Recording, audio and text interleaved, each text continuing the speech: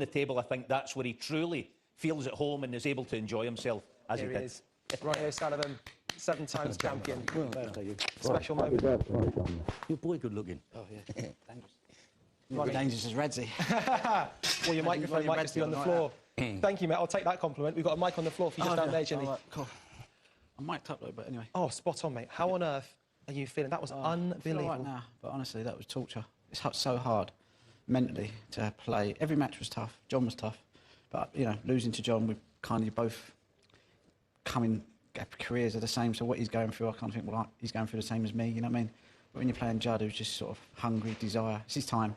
You know, and I know he's lost today, but you know, he's an unbelievable player, unbelievable competitor. Never gave in at all, and I knew he wouldn't. And I just thought, I don't know if I've got it in me. I was so tired, and I was just saying, just hold it together, because it's just little lapses in your kind of boom. It costs you 3 or 4 frames.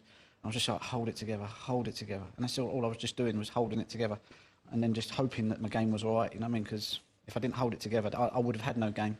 So it was tough, very, very tough. In London 2012, when Jessica Ennis crosses the finish line at 800 metres to win gold in heptathlon, it wasn't elation, it was just a relief. That's kind of what I'm seeing here, is a man who's just exactly that. Yeah, it was hard. Yeah, it's relief. It's just a really hard tournament, you know, just to get through the matches. You know, it's just long, drawn out, and you know, I don't know what to say. That was a beautiful moment, Ron. You know, yeah, I was G and whatever. I was so like emotional. Do you know what I mean? I was emotional because of the drain and the effort and to finally just get over the line. I just never thought it would happen, and I just gave him a big hug, and I was just sobbing in his arms. Yeah. And he just said such lovely words, and I didn't. What he said to me just blew me away, to be honest with you. And I went, you know what, you know. Anyway, it just blew me away, and I love Judd. I love him. You know what I mean? He's a good lad. He's a great lad, and I didn't realise what he thought of me until then. And I was like, different respect there. You know what I mean? I didn't realise how he sees me and how I've kind of helped or been part of his development, if you like. And it's great for snooker that we've got someone like Judd, you know, playing the way he plays, and there's a couple more coming through, Zing Tong, you know, so it's going to be brilliant, you know. I'm just, like John said, he was proud to share the stage. That's my best result ever, I think. Ronnie, is that the nicest moment you've ever experienced in the Crucible, would you say? Yeah, without a doubt, yeah. I just, yeah, what he said, Judd, was just done me in. Honestly. And one of the coolest things about it, I think, that it should stay between you, isn't it? So it's that special. I have to say, Ron, when obviously it was emotional for all of us, it was also emotional for Jimmy as well. It means a lot to Jim. Yeah, son. Yeah. All right, Robbie.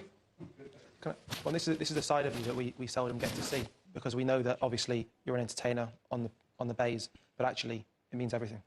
Yeah, no, it's just what Judd said there, you know. The other thing about it, I think, Radzi, is that the beautiful moment that Ronnie and Judd shared out there, I think in part it was for the fans themselves, because, you know, they go on the journey with him all these years. I mean, you know, 30 years a pro, and then eventually that's the culmination of the day of destiny, whatever you want to call it. But it was a tremendous moment. That's You also mentioned the 3 Ronnies that were there. Yeah. I've been staying at the hotel with your dad. Your dad, massive character. Every time I've come back to the hotel, he's been there, stressed out of his mind. Having your son as well there. Yeah. Having magical Lily as well, Robbie. Oh, yeah. No, listen, my dad's got a story, tells me a story about what it was like when I won my first world title, where he was in a cell on his own. And the story, you know, was just like so different to this one, but it was just still, just, you know what I mean, for him to be here to see it, for my kids to be here. Little Ronnie was really young, they're older now. And it was just lovely to have them all here, you know what I mean? I've enjoyed it. My dad's had a great time here. The kids have had a lovely time. You know, I didn't think I'd make another world final, so I was like, you might as well come down and try and experience it. And then after this afternoon session, I thought, oh, they must have thought, like, what we come to watch this for? Dad's falling apart. He had a black beard before he started this tournament, mate. Yeah. No, I mean, I was falling apart. But yeah, no, it's just a mammoth tournament, you know. And just a word for, say, the group that you've had. So again, at the hotel, whether it's Les, Bobby, John, Nathan, Ayaz, all the guys, Tony, Baron, they support you so much, mate. Yeah, no, unbelievable. You know, and they just go about, they're just doing it. They're supporting me, but they're having a great time as well, which is great. So they don't need to be around me. Obviously, they come and watch all the matches.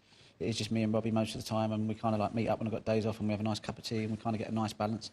But actually, you know, I do a lot of it alone. You know, I'm in the gym, doing my running. I like quiet time. I read.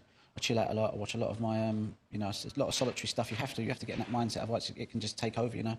And just managing that is not easy, because part of me just wants to enjoy it. Part of me would really have much preferred to sit here and watched it and had a laugh with Jimmy and Alan, and just because it's just easy, you know. There's no pressure, no stress, but it's hard to resist coming here and playing and putting yourself through it, because you know you just don't know how many times you're going to grace this wonderful tournament, wonderful venue, you know.